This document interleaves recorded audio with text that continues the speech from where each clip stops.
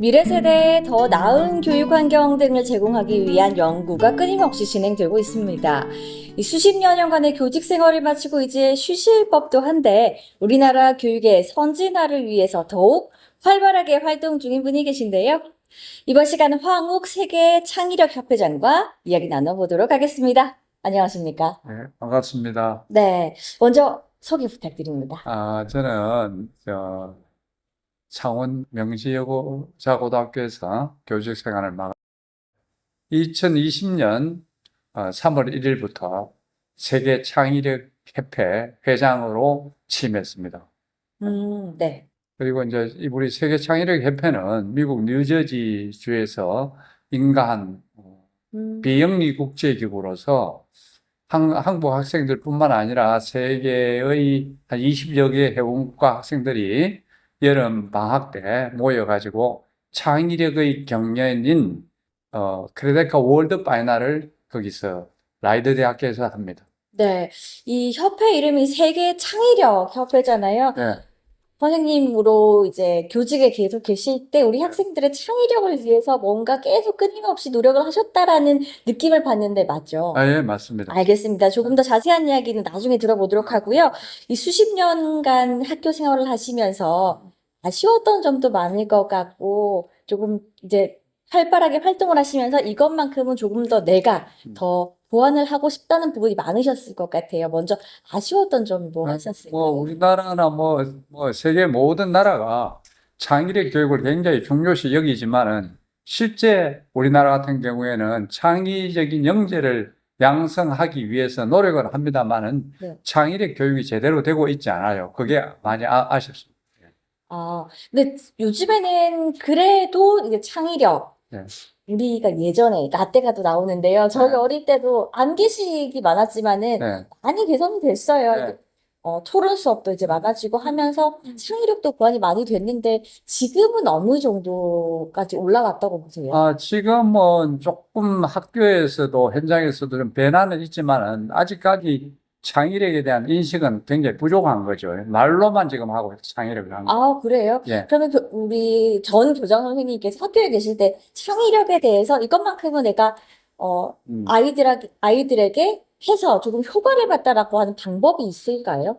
우리 창의력 프로그램 중에는 국제적으로 통용되고 있는 크레데카라는 프로그램이 있어요. 네. 크레데카라는 거는 크리에이티비티 플러스 데카스름 이 두 합성어로서 크레데카입니다. 창의력의 10이죠. 네. 창의력의 10은 10이라는 건 완성을 의미하잖아요. 그래서 어떻게 하면 창의적인 장을 제공해서 학생들에게 창의적인 인재를 양성할 것인가. 그래서 창의력이 풍부한 그런 학생을 만들기 위한 프로그램인데 이 프로그램을 도입해서 내가 김해여고 교장을 할 때 학생들 1학년, 2학년, 3학년 모두를 랜덤으로 섞어요. 네. 그래가지고 4명을 한 팀으로 해서 창의력 경기를 할 수 있도록 하는 것이 애들 창의력 신장에 굉장히 도움이 많이 됐다. 그 다음에 팀워크 신장에도 도움이 됐다. 이렇게 학생들이 이야기를 많이 하고 그래서 저한테 감사하다는 이야기를 많이 했었어요. 예. 1, 2, 3학년이 같이 이제 합동을 한다는 것 자체가 처음부터는 쉽지는 않았을 것 같은데. 처음에는 물론 반대하는 사람도 있었죠. 그런데 요새 학교 애들이 자기 친구만 좋아하고 주변을 돌아보지 않냐고 선후배 관계도 미미하고 그래서 이렇게 4명을 랜덤으로 만들므로 인해 가지고 애들이 아주 창의적인 활동을 함으로써 팀워크도 발휘되고 창의력도 신장되고 그다음에 애들 문제 해결력도 길러지고 그다음에 문제의 어떤 발견력도 길러지는 그런 좋은 프로그램이었죠. 그래서 네. 그에 대한 자부심이 있죠. 네. 이렇게 우리나라, 우리 학생들의 교육을 위해서는 가장 밑바탕에는 창의력이 무엇보다 중요하다라고 말씀을 하고 계신데요. 자, 이렇게 교사의 능력이, 이렇게 교사의 끊임없는 연구가 중요하지 않습니까? 네. 그럼에도 불구하고 이번에 최근 서울시 교육감 퇴진에 네. 대해서 어떻게 평가를 하시나요? 이거는 문제가 상당히 많았죠. 서울 시민이, 저는 조혜현 교육감처럼, 범법 행위를 한 사람을 뽑아줬다는 것도 문제가 있고, 그다음에 그 어떤 진보라는 이름을 포장해서 애들한테 전부 다 평균화시키는 이런 교육은 창의적인 교육이라고 활동이라고 할 수 없죠. 창의력 교육이라는 건 다양성 아니겠습니까? 네. 다양성을 존중하지 아니하고 그냥 하향 평준화하는 교육에는 굉장히 큰 문제가 있고, 이거는 우리 국민들이 굉장히 반성해야 될 그러한 것이죠. 음. 자, 이게 저희가 사실 서울과 부산으로 나누는 거는 조금 아니긴 하지만은 방금 말씀하셨다시피 이제 서울에서는 진보에 초점이 맞춰진이라고 말씀을 하신 부분이 있잖아요. 네. 서울의 교육과 부산의 교육을 이제 그 부분을 비교를 조심스럽게 할 수가 있을까요? 서울의 교육이라고 하면 계층 간의 차이도 좀 많이 있고, 이러기 때문에 창의력 교육을 적용하는데 어려움이 좀 있었을 거예요. 그리고 그 진보적인 교육감이라는 분의 사고 자체가 문제가 있기 때문에, 우리 부산에는 350만 정도 되잖아요. 350만 시민들, 어찌 보면 이게 딱 창의력 교육을 하기 좋은 그러한 인구 구조를 가지고 있죠. 예, 네. 예, 예, 알겠습니다. 자, 예. 그러니까 상대적으로 부산에서는 지금 현재 조금 더 나은 우리 아이들의 교육을 하기 위한 환경이 조성이 돼 있다라고 정리를 하겠습니다. 예. 자, 현재는 이제 교직에서 내려오시고 예. 미래 교육 정책가라고 이제 타이틀이 예. 있더라고요. 예. 자, 미래 교육 정책가로서 우리나라 교육에 가장 필요한 것 하나를 꼽는다면 당연히 이제 창의력 교육. 창의력을 꼽으시겠죠? 네. 자, 조금 더 자세하게 들어가겠습니다. 우리 이제 미래, 부산의 교육 나가서 우리나라의 교육을 어떻게 설계하고 싶으세요? 우리나라 교육 설계는 어려운 면이 많이 있어요. 네. 그런데 창의력 교육을 기반으로 했을 때는 또 수월한 면이 있습니다. 네. 그래서 창의력 교육을 하기 위해서는 우리가 미래 교육에 대한 방향하고 이게 맥락을 같이 해요. 미래 교육은 우리 학생을 어떤 유한한 존재로 보지만은, 창의력 교육에 있어서의 학생을 보는 시각이 학생은 무한한 존재다. 무한한 가능성이 열린 그러한 학생으로서, 인간으로서의 무한한 존재를 생각하거든요. 그래서 창의력이라는 것은 뭐냐면 정해진 답이 없는 거 아니겠습니까? 네. 그래서 학생들한테 다양성을 존중해주고 학생의 다양한 사고를 갖다가 더욱 확장시킬 수 있는 그런 교육으로 나갈 수가 있겠죠. 그런 면에서는 부산이 굉장히 창의력 교육을 하기에 좋은 도시적 환경을 가지고 있다. 그래서 저는 어떤 부산 교육에 대한 기대가 큽니다. 예. 선생님, 그런데 제가 네. 조금 이제 모순이 되는 부분이 있는 게 제 생각에는 초등학교 때부터는 이제 창의력 교육, 초중 고등학교에서는 창의력 교육에 조금 더 중점을 두려고 하고 있는 반면 대학을 가기 위해서는 우리가 입시라는 게 있잖아요. 변별력을 주기 위해서 어쩔 수 없는 시험이 있단 말이에요. 그 중간에 있는 그 모순, 그 간극은 어떻게 해결이 가능할까요? 이게 참 어려운 문제인데요. 네. 대학 입학 시험의 어떤 구조를 바꾸지 않고서는 좀 요원한 면이 있어요. 네. 그런데 어떻게 하면 이것을 완화시킬 것인가 하는 거는 중고등학교의 학교의 자율성과 다양성을 보장해주는 그런 측면으로의 교육 정책이 펼쳐져야 될 거고요. 그렇게 함으로써 또 대학에서도 학생들의 그 선발하는 방법에 있어서도 좀 개선이 되었으면 좋지 않겠느냐, 그런 생각을 갖다가 해봅니다. 네, 그러면 우리 선생님께서는 우리 나중에 향후 대학의 입시도 조금은 유럽처럼 개선이 될 수 있는 방향으로 흘러가야 된다라는 생각을 하고 있죠. 예, 예. 네. 그렇게 돼야 되는데, 이제 거기에 대한 연구들이 많이 있어야 될 것이고, 그런 연구를 통해서 이제 입시 제도의 변화를 가져오지 않겠습니까? 반발이 많겠죠. 근데 우리가 이제 내가 이 교직 생활을 해보면서 보면, 학교라는 이게 굉장하게 상자예요, 상자. 네. 근데 우리가 모든 문제를 상자 안에서 생각하려고 하면 상자의 벽이 너무 두텁기 때문에 창의력 교육도 요원하고, 뭐 대학 입학 시험 제도에 포커스를 맞춰가지고 학교가 깨지지는 않습니다. 네. 4차 산업혁명 시대에 있어서는 학교라는 벽을 완전히 무너뜨리고 새로운 시각에서 조망해야 될 필요가 있다. 그러면 학교의 밖에서 학교를 생각해 보면 학교는 상당히 다양해질 수 있어요. 네. 학교는 초중등 교육법에 의해서 상자라는 그 틀 안에 갇혀져 있지만은 학교 밖으로 끄집어내서 생각해 보면 다양한 교육 활동을 할 수 있어요. 그럼 다양한 교육 활동을 어떻게 할 것인가? 이거는 정책적으로 변화를 시켜야 되겠죠. 그래서 그런 변화들에 대한 연구, 그런 거에 대한 자문을 내한테 한다면 내가 좀 잘 안 하겠습니까? 네, 네. 네.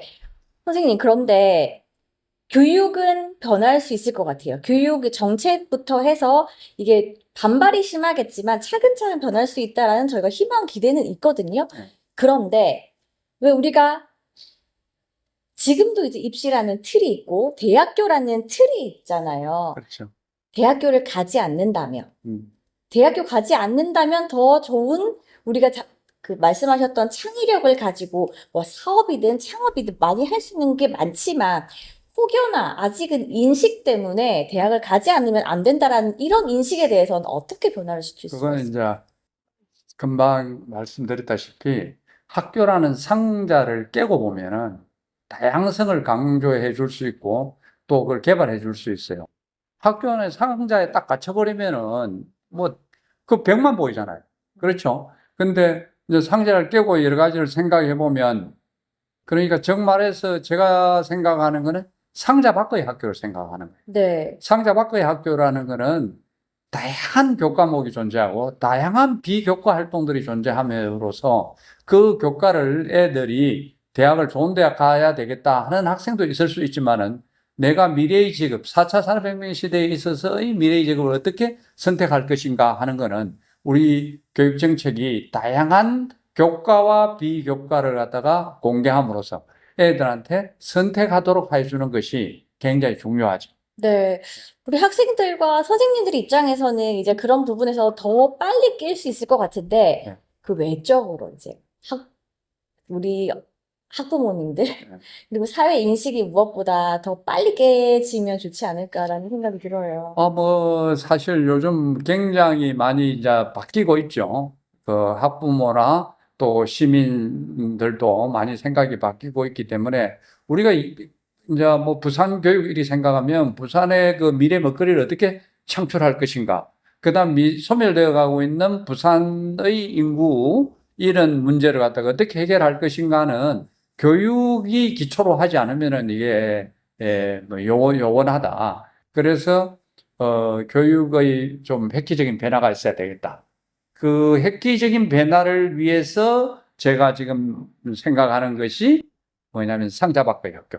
네. 이게 아주 중요합니다. 상자 밖의 학교는 다양성이 존재하기 때문에 창의적인 교육 활동이 가능하죠. 학교 안에서는 초중등 교육법에 의한 교과목이 정해져 있기 때문에 그걸 뭐 다 이렇게 어떻게 학교에서 그다음 같은 뭐 시도에서 바꿀 수는 없어요. 그렇기 때문에 그 적용을 받지 않는 한은 학교 밖의 학교를 만들어서 다양한 이제 활동을 할 수 있도록 해주는 것이 그나마 빨리 바꿀 수 있는 방법이 아니겠는가 그런 생각입니다. 요즘 이제 활발하게도 강의한다고 들었는데 네. 이런 부분에 대해서 이제 학부모님들, 우리 선생님들 상대로 강의하시는 거예요? 그렇죠. 내가 뭐 강의는 엄청나게 많이 했는데 우리가 한번 생각해 보십시다. 스티브 잡스가 이야기할 때 뭐야 학교 안에서보다 학교 밖에서 배운 게 훨씬 많았다. 네. 그래서 자퇴를 했잖아요. 그거는 뭐냐면 학교 안의 울타리를 벗어나야 뭔가 사고의 폭이 넓어진다는 이야기고 그 다음에 우리가 일론 머스크 일론 머스크는 자동차는 굴러가는 것이 아니다. 자동차는 갈망하는 것이다. 이렇게 생각을 하고 자기가 자동차를 개발했는데 지금 전기차, 테슬라, 세계적인 글로벌 기업, 불과 20년 만에 그런 기업을 만들어냈고, 이러한 스티브 잡스, 일론 머스크 같은 이러한 그 인재들을 길러내려고 하면 애들의 상상력과 창의력은 엄청나게 중요한 거지. 그래서 이러한 교육 방법, 교육 철학, 이런 것들이 굉장히 중요하고, 그래서 학부모한테 이런 이야기를 많이 해요. 우리가 애를 아침에 차를 태워가지고 등교해 주는 거는 자동차를 굴러가는 것이고, 애가 그 자동차 안에서 다양한 생각하는 거는 자동차를 갈망하는 것이다. 그래서 우리 애들을 갈망하게 만들어주는 학부모의 노력이 필요하다. 그런 이야기를 많이 하죠. 학부모님들의 반응은 어떠세요? 학부모 반응은 뭐 대단히 좋죠. 뭐 좋고, 뭐 감동적이었다. 우리 학교에 와서도 좀 강의를 해달라. 그런 이야기를 많이 듣죠. 그럴 때마다 보람을 많이 느낍니다. 반응은 좋기는 한데 우리 직접 자신의 아이들에게 그렇게 이야기를 하실 수 있는 학부모님도 많이 있다고 생각하세요? 많이 바뀌었어요. 정말. 네, 정말 학부모들도 보통 우리가 옛날에 뭐 공부 잘해라 이런 게 아니고 우리 아이 미래의 삶이 얼마나 행복해질 수 있을까에 대해서 포커스를 맞춰가지고 애들을 교육하고 이래요. 그래서 어머니들도 인식하기 시작했죠. 한 불과 2년도 안 된 사이에 챗GPT가 등장하고 네. 챗GPT 이후에 학력이라는 게 얼마나 중요할까? 그러니까 과연 학력만 가지고 우리 애가 살 수 있을까 하는 의문을 가지기 시작했고, 이런 학력이 안 될 때는 우리 애가 창의적인 인재로 길러내기 위한 상상력과 창의력을 기르는 그런 활동에 참여시키고자 하는 학부모들이 많이 생겨났죠. 그래서 그 변화는 조만간 아주 급진적으로 변할 거다. 이런 기대를 하고 있습니다. 알겠습니다. 발명 특허도 있다고 들었어요? 예, 우리가 이제 발명이라는 게 굉장히 어렵게 생각하면은 발명이 잘 안 되겠죠. 네. 그 이제 사고 있잖아. 지금 아까 이야기했다시피 상자 밖의 학교처럼 상자 밖에서 생각하면 많은 걸 할 수 있어요. 선생님들한테 이제 빔 프로젝트를 이렇게 설치해 놓고, 빔을 쏴서, 내 의견을 갖다가 이렇게 설명하기도 하고 했는데, 그때, 출입문에 그 스크린을 이제 해놓잖아요. 그때 스크린이 떨어지는 바람에 그 문제가 생겼어요. 그 중단된 경우가 있었는데, 그래서 이제 그때 생각한 것이, 뭐냐면 발표자의 그 컴퓨터 모니터를 볼 수가 없잖아요. 네. 그래서 발표자가 발표를 할 때 지금 다른 발표자 외의 사람들이 그걸 바로 볼 수 있는 테이블에 모니터가 올라올 수 있는 방법을 연구하기 시작한 거예요. 네. 그래서 만들어 놓은 게 AI 코어 스페이스입니다. 그래서 이게 쭉 올라와서 발표자가 발표할 때마다 그 화면을 다른 사람이 공유할 수 있고 볼 수 있도록 그래 놓은 발명품. 그 다음에 우리가 피곤할 때 한 10분 잤으면 좋겠다, 20분 잤으면 좋겠다 이럴 때가 있는데, 그럴 때 딱 10분만 자고 싶다, 잤다. 그럼 10분 후에 알람이 울려지는 알람 장치가 부착되어 있는 그 펜꽂이 이런 것들을 만들었어요. 그래 10분짜리 꼽으면 10분, 20분짜리 20분. 그래가지고 만드는 발명품 등등이 있고, 뭐 그 외에 좀 로열티 수입 좀 있었다 하는 거는 뭐냐면 학습용 모여행 글라이더. 내가 만들어 놓은 글라이더는 내가 원하는 방향으로 비행기가 날 수 있는 이런 발명품이 있죠. 종이로만 가지고 되어 있는데, 그래서 그 발명을 잘하려면 A4 한 장 가지고도 많은 생각을 하면 많은 걸 다 잘할 수가 있어요. 지금 또 어떤 걸 구상 중에 있으세요?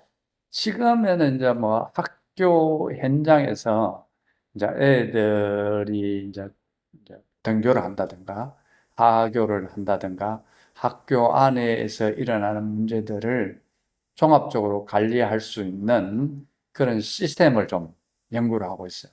거기서 이제 연구가 되다 보면은 새로운 앱도 나올 수도 있을 것이고, 아니면 장치들도 나올 수 있고, 로봇들도 새롭고 좀 획기적인 장치들도 만들어낼 수 있지 않을까 하는 그런 생각을 하면서 즐겁게 생활하고 있습니다. 공부를 더 많이 하시고 계실 것 같아요.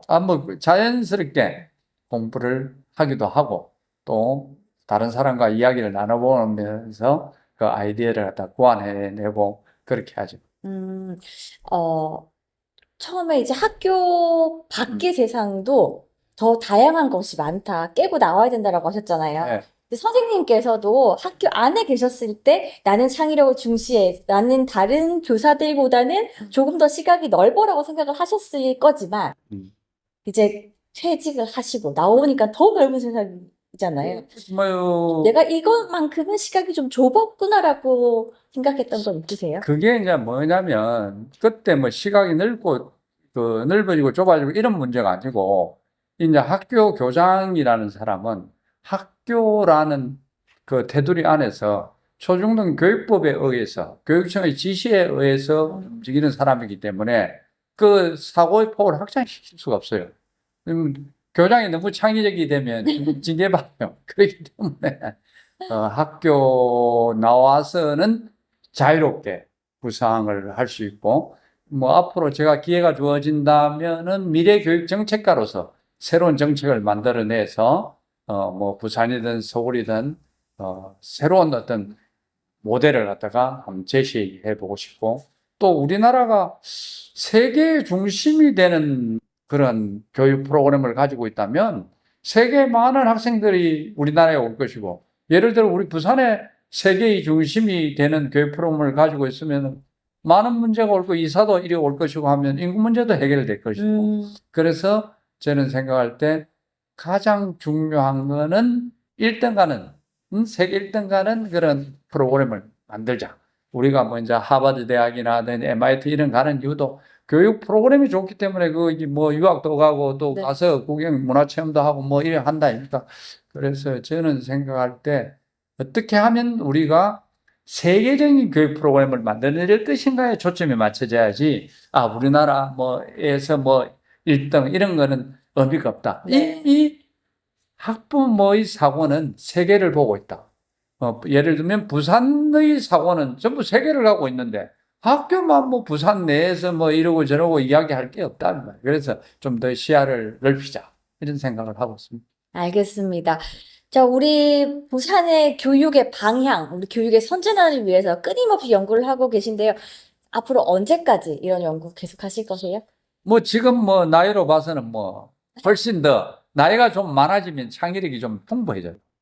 더 풍부해요. 예, 풍부해요. 네. 그동안에 쌓았던 경험을 가지고. 네. 그래서 이제 저는 이제 법학을 전공을 했어요. 그렇기 때문에 이 체계를 잡는데 상당히 그 일가견이 있단 말입니다. 그래서 다양한 생각들을 법적으로 맞게, 그리고 이게 좀 뭐 그렇게 논란의 대상이 되지 아니하면서 세계적인 프로그램을 좀 만들어 보고 싶은 그런 생각이 있죠. 그래서 이제 그런 거는 뭐 제 혼자 힘으로 되는 게 아니고 부산 시민들 또 교육 전문가들 이런 사람들이 힘을 합쳐서 세계적인 프로그램을 만들어내 보고 싶은 게 내 그 소망이죠. 그래서 네. 10년 동안, 앞으로 10년 동안 열심히 한번 해볼 생각이죠. 그러고 나서 내가 은퇴를 해야 되겠나. 네. 10년 정도 해놓으면 뭐 어느 지역에 가서 뭐 또 세계 최고로 만든다. 사실 뭐 세계 협회 회장이 그냥 되는 건 아니고 세계 협회장으로서의 그동안의 그 노하우들이 많이 안 있었겠어요. 그렇기 때문에 회원국가의 회장단들, 선생님들의 의견을 다 수합해가지고, 그래가지고 협회가 코로나의 어려운 시기를 겪고 지금은 이제 튼튼하게 발전해 가고 있습니다. 알겠습니다. 예. 네, 이 풍부한 경험과 그리고 더욱더 풍부해진 창의력을 바탕으로 더욱더 좋은 프로그램, 교육 프로그램을 만들어서 제도권 안으로 정착시키고 싶어 하는 이런 계획을 가지고 계신 오늘 황욱 세계창의력협회장과 이야기 나눠봤습니다. 오늘 말씀 감사합니다. 네, 감사합니다.